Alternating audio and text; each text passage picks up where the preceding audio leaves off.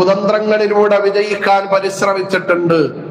പൈസ കൊടുത്തുകൊണ്ട്, കിറ്റ് വിതരണം ചെയ്തുകൊണ്ട്, സാരികൾ നൽകിക്കൊണ്ട്, പച്ചയ്ക്ക് വർഗീയത പറഞ്ഞുകൊണ്ട്, പ്രകടന പത്രികകളിൽ മതത്തിന്റെ അടിസ്ഥാനങ്ങൾ, വാഗ്ദാനങ്ങൾ പറഞ്ഞ് കുതന്ത്ര വഴിയിലൂടെ വിജയം കൈപ്പിടിയിൽ ഒതുക്കാൻ പരിശ്രമിച്ചവരും നമ്മുടെ സമൂഹത്തിലുണ്ട്.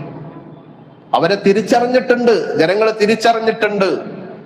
ആ തിരിച്ചറിഞ്ഞ് അവരെ പരാജയപ്പെടുത്താനായിരിക്കണം നമ്മൾ നൽകിയ വോട്ട്. അതിനുവേണ്ടി ആയിരിക്കണം നമ്മൾ വോട്ട് ചെയ്തു കഴിഞ്ഞു, ഇനി നമുക്ക് ദുആ ചെയ്യാനേ പറ്റും.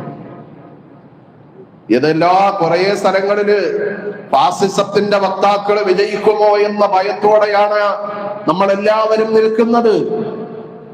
ഫാസിസം വിജയിക്കാൻ പാടില്ലല്ലോ. മനുഷ്യന്മാരെ മതത്തിന്റെ പേരിൽ വേലിക്കെട്ട് തിരിച്ചിട്ട് അവരെ മാറ്റി നിർത്തുന്നവർ കേരളത്തിന്റെ മണ്ണിൽ വാഴാൻ പാടില്ല. നിയമസഭയുടെ ഉള്ളിൽ കാലുകുത്താൻ പാടില്ല.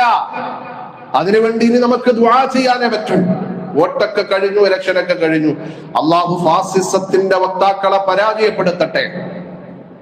അള്ളാഹു ഫാസിസത്തിന്റെ വക്താക്കളെ പരാജയപ്പെടുത്തേ.